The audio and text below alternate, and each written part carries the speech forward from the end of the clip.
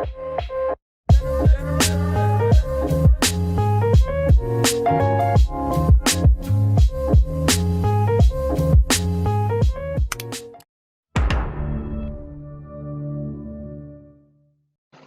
Swastiastu.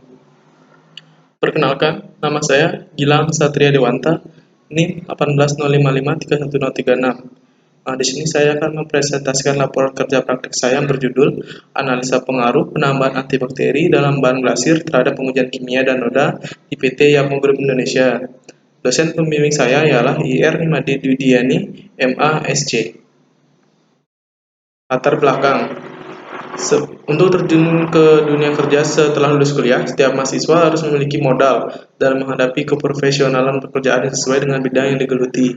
Banyak sekali hal yang menjadi hambatan bagi seorang mahasiswa yang belum mengalami pengalaman kerja untuk terjun ke dunia pekerjaan, seperti halnya ilmu pengetahuan yang diperoleh di kampus bersifat statis atau pada kenyataannya masih kurang adaptif atau kaku terhadap kegiatan dalam dunia kerja nyata.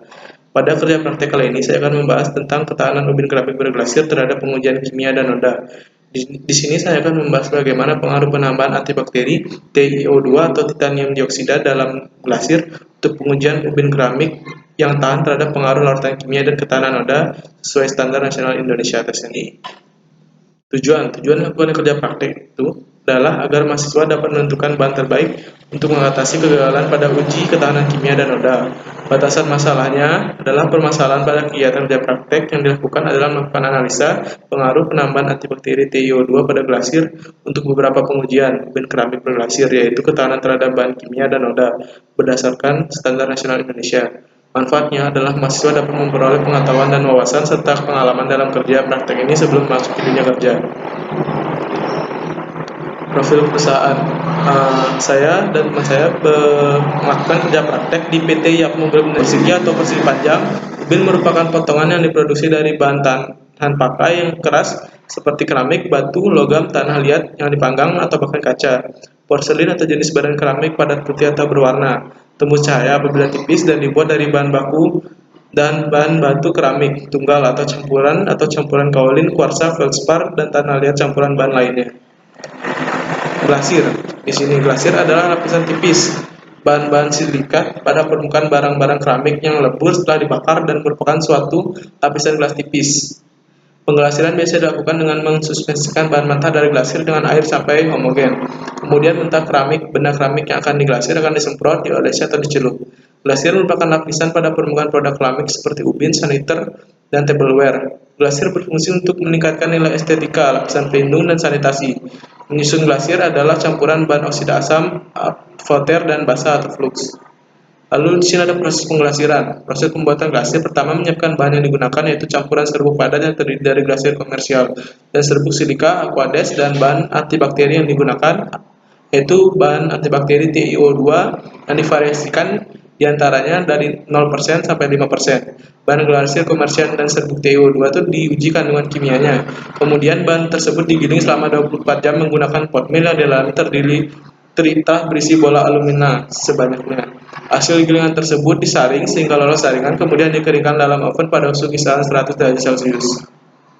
Nah, antibakteri aktif TiO2 atau titanium dioksida dalam upaya memperbaiki kualitas keramik dan saniter, banyak penelitian telah dilakukan mengenai bahan keramik titanium dioksida yang dijadikan sebagai antibakteri dalam glasir. Senyawa TiO2 selain berfungsi sebagai glass former dan opacifer, juga dapat digunakan sebagai pelapis hidrofolik, antibakteri, fotokatalis, self cleaning, dan pembentuk glasir kristal, sehingga fungsi glasir makin berkembang untuk berbagai aplikasi. Bahan glasir yang mengandung antibakteri TiO2 mengandung mineral quartz dan anatis seperti yang terlihat. Mineral quartz atau kuarsa berasal dari serbuk silika atau pasir kuarsa yang digunakan sebagai bahan baku glasir. Bahan baku serbuk titanium yang digunakan mengandung mineral anatis. Anatis itu adalah salah satu fase kristal dari antibakteri TiO2. Fase kristal TiO2 yang paling stabil dan yang digunakan adalah anatis dan rutil. Namun untuk aktivitas absorpsi permukaan ubin berglasir, fase rutil tidak sebaik anatis karena luas permukaan rutil lebih kecil sehingga aktivitas ketahanan glasirnya juga lebih rendah.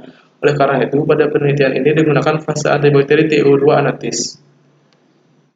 Nah, selanjutnya adalah pengujian dilakukan untuk menguji apakah keramik itu atau glasir pada keramik itu tahan terhadap uji kimia dengan penambahan TiO2, yaitu adalah uji dekolorisasi. Dekolorisasi adalah penurunan intensitas warna dari suatu pewarna akibat terdegradasi oleh suatu material. Material yang digunakan untuk proses dekolorisasi itu adalah antibakteri aktif TiO2. Zat warna yang akan didegradasi adalah permukaan glasir pada ubin keramik berglasir.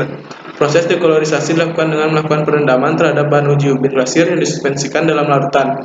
Penampakan visual suspensi bahan glasir dengan penambahan 0 sampai 5% TiO2.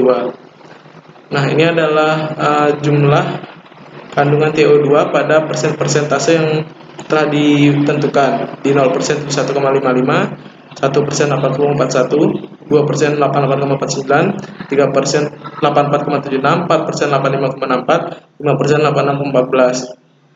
Lalu uji dekolorisasi. Hasil penentuan persen dekolorisasi pada bahan glasir tanpa antibakteri TiO2 saja sudah menunjukkan persen dekolorisasi yang cukup tinggi, yaitu 1,55%. Reaksi absorpsi oleh silika amorf dan fotokatalis oleh TiO2.